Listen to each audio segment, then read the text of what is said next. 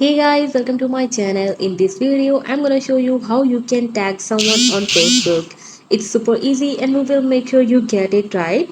You just make sure you're logged in and using the latest version and make sure to watch the complete video to avoid forgetting anything and making mistake. So let's open up the Facebook app. Now tap on the menu icon, tap on your profile, scroll a little down and here tap on the photo. Now here you can see the tag option. Just tap here and you can see tap to tag. Tap to tag. Now tap your photo again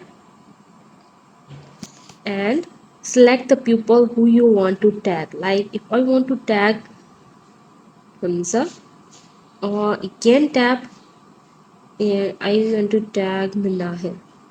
So you can see the tag options. If you want to save that, tap on the tag icon again and these tags are saved now.